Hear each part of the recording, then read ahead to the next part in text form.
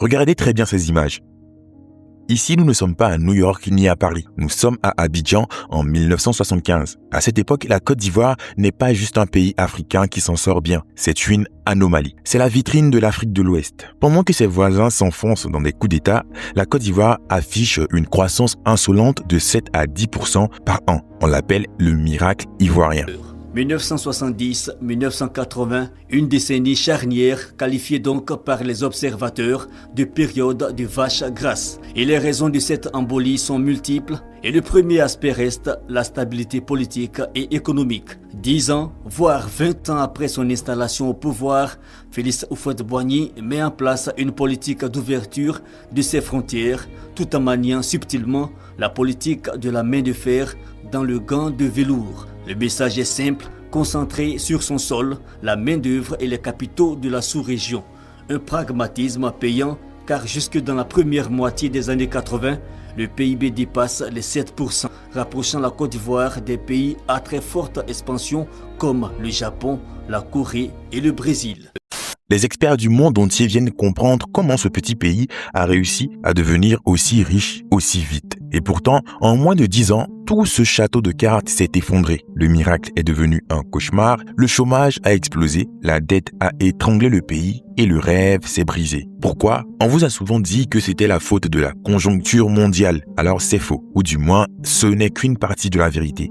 La réalité, c'est que le miracle ivoirien a été tué par une erreur fatale, un pari risqué pris par les élites de l'époque qui a fini par ruiner le pays. Aujourd'hui, nous allons rouvrir le dossier. Voici comment la Côte d'Ivoire a perdu son âge d'or.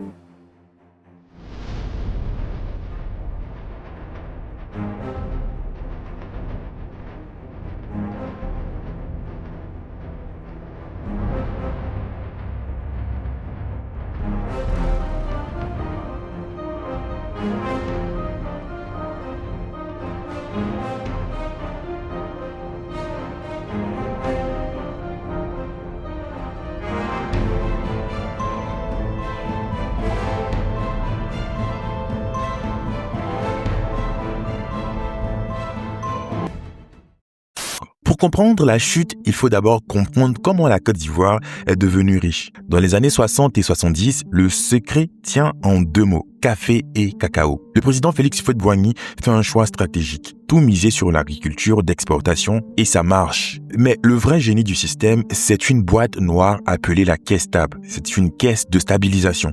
Voici comment ça marchait. L'État fixait un prix garanti aux paysans. Si le cours mondial du cacao était élevé, la caisse stable empochait la différence. C'est une cagnotte gigantesque. Avec cet argent, l'État a tout construit. Des routes, des écoles, des barrages et même des villes nouvelles comme Yamoussoukro. Entre 1960 et 1975, le pays est en plein boom économique. La stabilité politique attire les investisseurs étrangers et la dette reste très faible, à peine 20% du PIB en 1970. Tout le monde pense que la fête ne s'arrêtera jamais. Les Ivoiriens vivent ce qu'on appelle l'insouciance des années glorieuses. On consomme, on importe, on vit bien, mais dans l'ombre, un piège est en train de se refermer.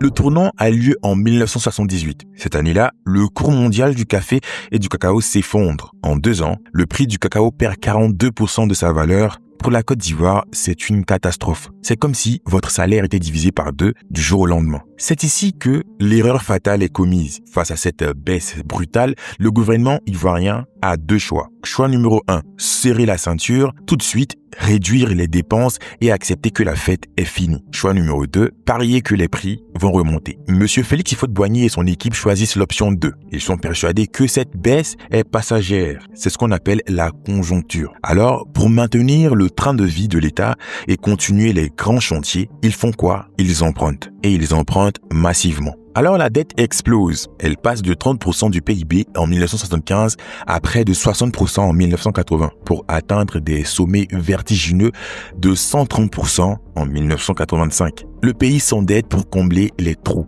en espérant que le prix du cacao remontera. Mais le cacao ne remonte pas. Pire, au début des années 80, les taux d'intérêt mondiaux explosent. La dette ivoirienne devient impayable. Le pays s'est renfermé. Le coup de grâce arrive en 1987. La Côte d'Ivoire, l'élève modèle, la fierté de l'Afrique, se déclare officiellement en cessation de paiement. Le pays est en faillite. Les conséquences sont brutales pour le peuple. Le FMI et la Banque mondiale débarquent avec leur fameux plan d'ajustement structurel. Le remède est amer. On baisse les salaires des fonctionnaires, on ferme les entreprises d'État, le chômage explose. Le contrat social est rompu. La classe moyenne ivoirienne qui s'était construite pendant 20 ans est sacrifiée. C'est la fin de l'insouciance. Et cette crise économique va créer des tensions sociales terribles qui mèneront quelques années plus tard aux crises politiques que nous connaissons tous. Alors, quelle est la leçon de cette histoire? Le miracle ivoirien n'était pas un mensonge, c'était une réussite réelle. Mais son erreur fatale a été de croire que les arbres montent jusqu'au ciel.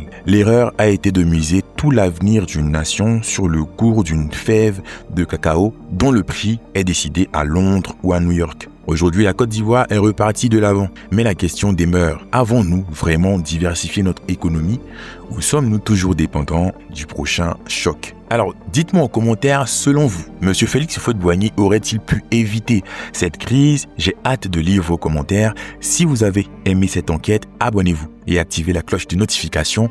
On se retrouve la prochaine fois pour une autre histoire méconnue de notre continent. C'était De Vinci pour De Vinci Explique.